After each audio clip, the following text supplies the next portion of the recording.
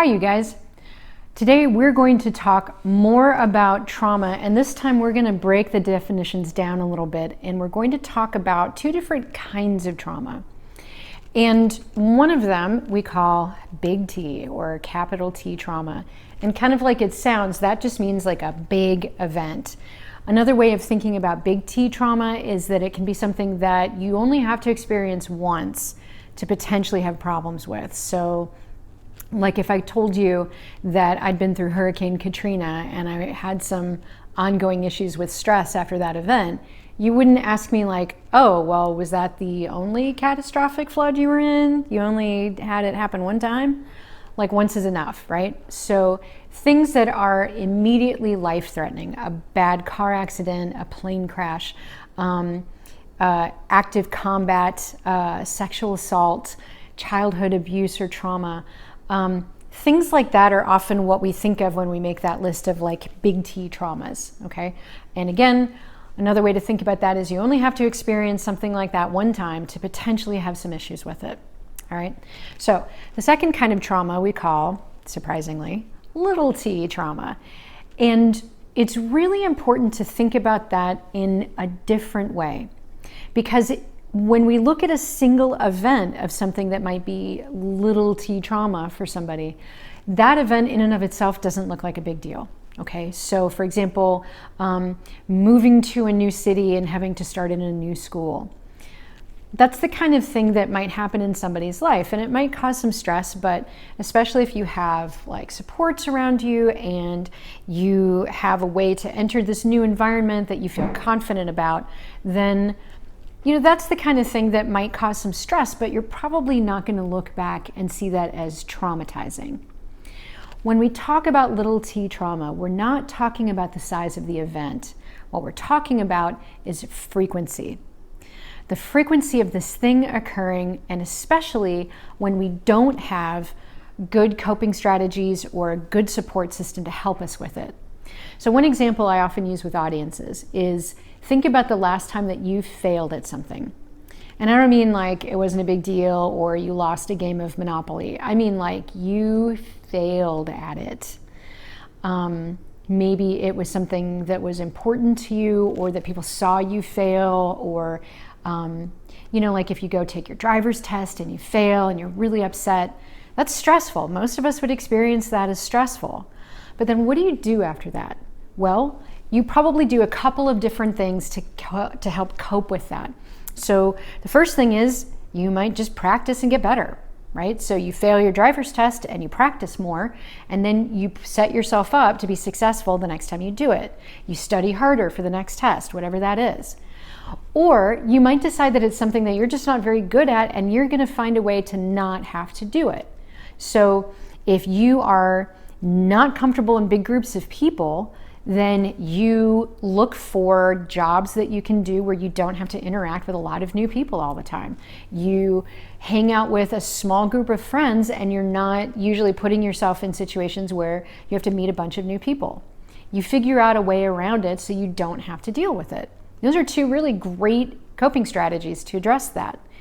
The other thing that's probably different that would not make this something traumatizing is the kind of supports you have around you. So you fail at something, or you feel misunderstood, or some other little t trauma kind of event, but you have a bunch of people around you that are natural supports.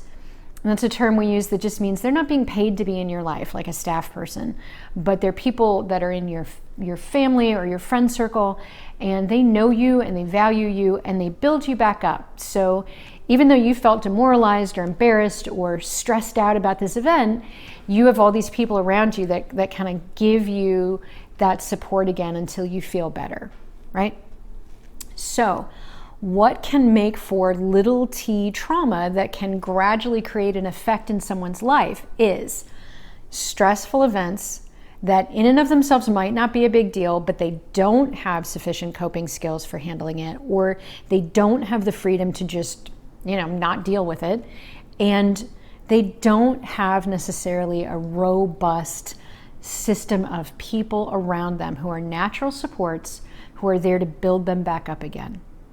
And then we get to what is really the heart of little t trauma, and that's repetition. So it's not something that happens every once in a while, like we can all relate to, but it's something that happens over and over and over again.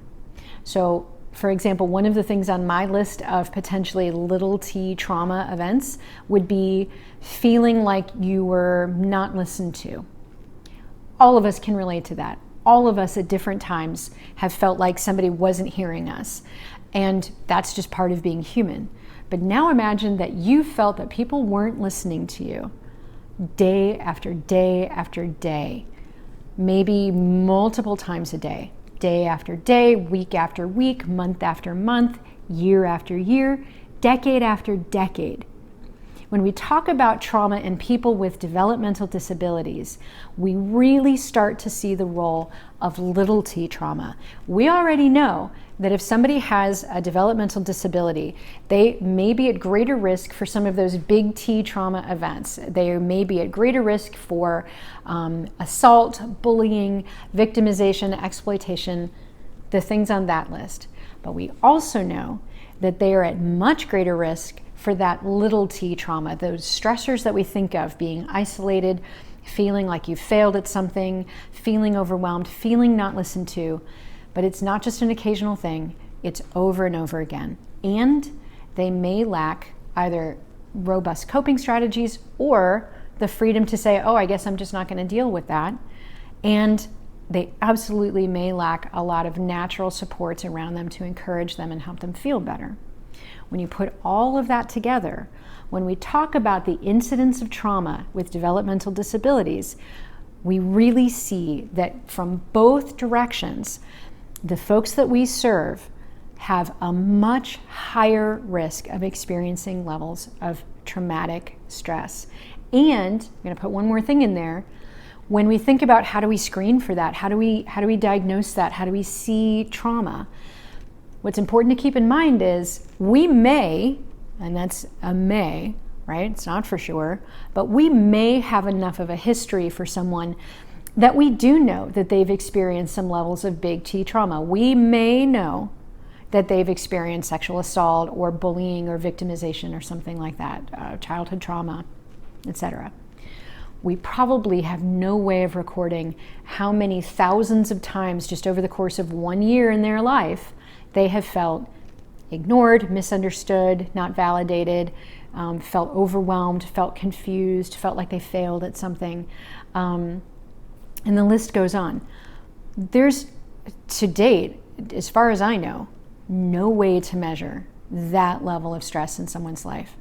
So in some of our next videos, we're going to talk about what do we do with that? How do we think about understanding who to think of as having, potential levels of traumatic stress in their life when we put big T and little t trauma together.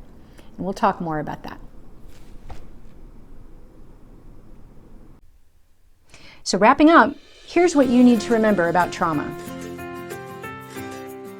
First, there are two different kinds of trauma. The first one, big T or capital T trauma, means the kind of trauma that is life disrupting, and it might be a single event like a natural disaster, or it might be a series of events like being in an abusive relationship.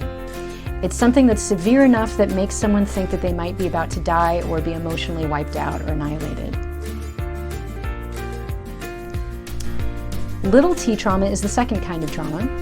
Little T trauma is an event that, if it only happened once, is sort of a normal human thing to experience, like feeling bullied or humiliated or embarrassed or overwhelmed by something.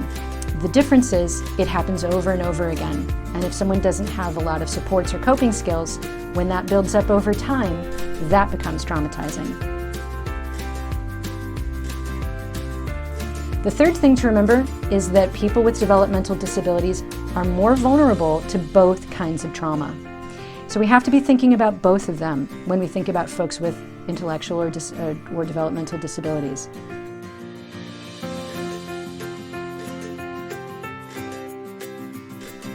And then finally, we know that we can screen for big T traumatic life events, but we don't have a way to screen for little t trauma.